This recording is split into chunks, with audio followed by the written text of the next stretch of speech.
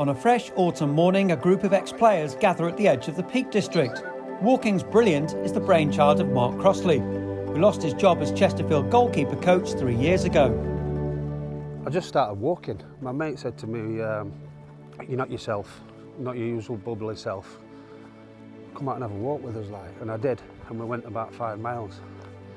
I absolutely loved it. I never walked 5 miles. I've never walked out of penalty area before, but I knew that some of the lads, some good friends in football, that had been quite open about their own issues after coming out of the game as well. And I thought, this is an opportunity for us all to get together, help each other, stay in contact, and on the way doing that, we can set up this charity, which we have. We're called Watch, which is Walking and Talking Charity Hikes. Hashtag Walking's Brilliant for social media.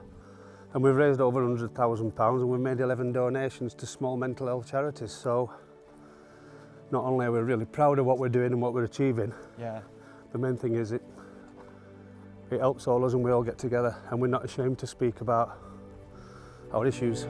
Chris Kirkland is recovering from years of addiction to painkillers. It wasn't until 2012 when I changed routine, went to Sheffield Wednesday. I was away from home a lot, travelling long hours in the car on my own, and yeah, that's where my anxiety really came along. And obviously, it's only just come out.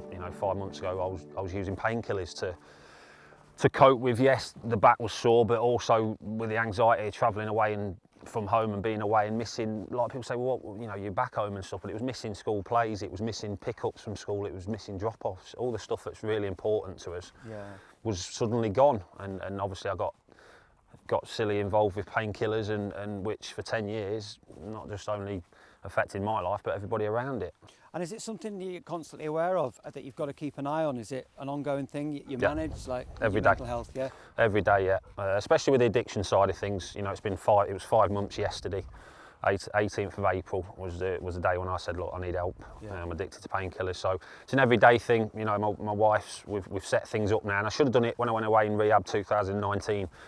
They told me to set things up, because when you go to rehab, it's like a bubble. Right. And when you come out that bubble and back into the real world, that's when people can lapse and relapse. So I didn't set things up like telling friends, nobody knew. Didn't set things up at home, drug tests, which we have at home now. My wife's got drug tests, she can test me every day if she wants. Yeah. So that's a big, but people knowing and also being a weight off my shoulders that yes, I was addicted to tramadol, to opiates, but I'm fighting back now. But it's a day-to-day thing, but keeping busy again with that sort of stuff and having a routine and a structure is vital. I struggled with when I was at Cardiff, been away from my little boy, and football was horrendous. But whenever I came north, I was fine. So as I say, I've been quite lucky. When I've come out of football, what I'm doing with the podcast, I don't miss football at all. So I'm one of the fortunate ones, I think, where I've been lucky enough to get into something that I enjoy, that you can still have the crack and the banter. So as I say, I'm very fortunate. But the amount of lads we interview on the podcast, not just to bring it up, but the amount of lads who tell us stuff that they're not told other people, it's outrageous. Lads who you never knew struggled. So it's an eye-opener. I think that's been one of the successes of your podcast, is that you've managed to get footballers to open up in a way that's really surprised a lot of people. And there's clearly been a lot of issues out there for a long time, haven't there? But maybe they've always just been under the surface. Well, I think it's changed. I think with the stigma of it's changed. If someone is struggling, it's not seen as a weakness anymore, whereas back in the day it would have been. And as you say, some lads has really opened up. I think it's the atmosphere that we do it in helps, that we just do it in a relaxed pub, having a drink, just like four pals chatting. And some of the stories that we've been told by ex-players has been quite eye-opening, really. Even if you wake up in the morning, you know that you're going out for a walk with the lads, and you feel a bit down, you just say, look, I'm not feeling great today. And as you say, have a bit of a cry and talk, and the lads give you a cuddle. It's not very often Jerry Taggart gives me a cuddle, but 'cause he was to kick me a few times. But no, it's just very rewarding, and not just the players. There's comedians, because obviously half of us on the after dinner circuit speaking, and the comedians come along. Well, being a live individual, I think walking was perfect for me. So what about you, Lee? Well, it all started in lockdown for me. Obviously, with no work, everything just went off a cliff edge. It wasn't like a slope off, and you were just no gigs whatsoever. And Norm got in touch and said how this walking helped him and what have you, getting out and about, clears your head. And sent me stats of what happens after 5 minutes. Your blood pressure drops, and then after half an hour you start burning calories. And so I came over and did a couple of walks with him, and then it just grew, didn't it? All the rest of the lads, a few at comics and a few ex-football. It just grew from there. Well, like you say, the lockdown thing was horrendous. I mean, I'm working week in, week out, and then doing nothing for nearly 18 months. Your head's gone anyway. And do people expect comedians to be constantly smiling? yeah, and all the constantly time. on top, but it's not like that. All the I time. used to get that. What have you got to be miserable about? You know, you're a comedian. It's not as simple as that, is The it? best thing, and it was, is he always funny at home? Yeah. Oh, absolutely, Yeah, mate. yeah. I come down with big shoes and flower that squirts water. That's what I do. Yeah. Dressing rooms can be the best places for footballers, but they can also create problems around opening up. Especially footballers of our generation, they're either stubborn, thick, or a mixture of the both, and pride, a bit of pride as well in there as well, and and they try and cover up any sort of deficiency that they have mentally, and the lads will all tell you the same. The fear of managers not picking you or not giving you contracts because you've shown weakness, even though it's not a weakness. I think that's played on a lot of people's minds, and it's a horrendous industry to be in, really. Most of the time you fail.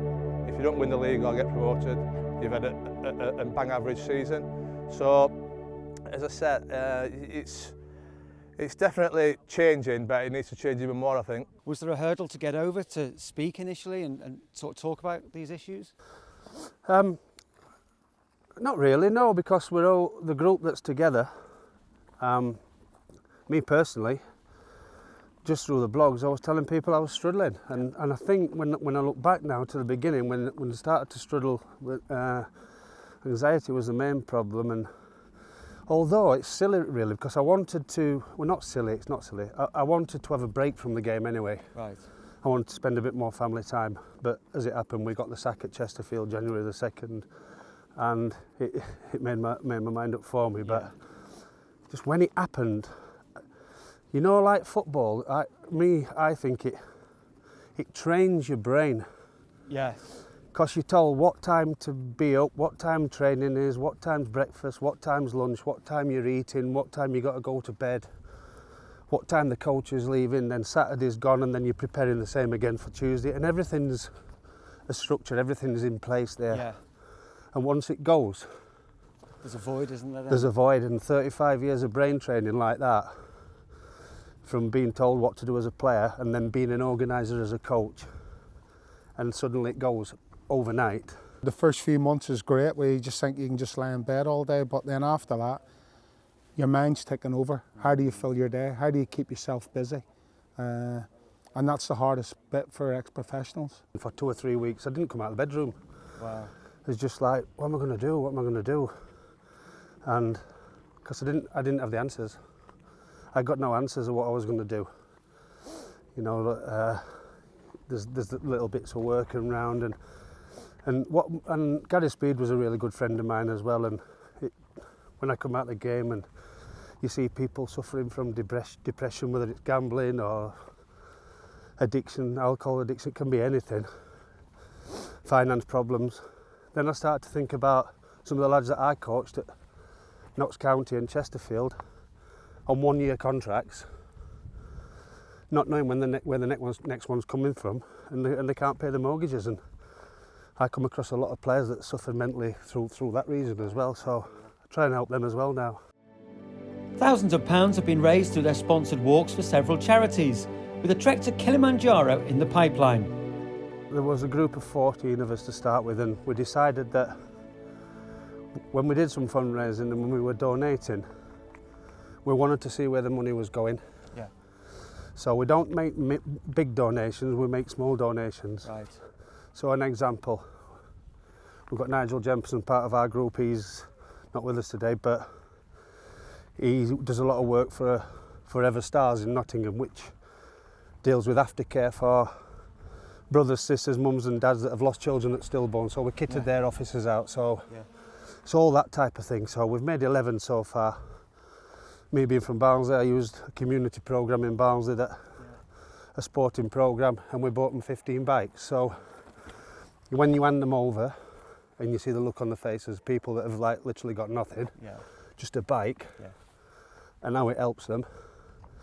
So again, we know where the money's gone. It's gone to them bikes. So we're up to 11 donations so far, and they're all linked, like Dean Windas's at in Hull. So what we're trying to do is support our local communities, because we're from all over the country, the lads, and we just bought a minibus for aftercare for brain tumour patients, which when parents have not got transport to get to hospital to go and see the children, the minibus is there and takes them, brings them back. So again, it's all linked to mental health. Yeah.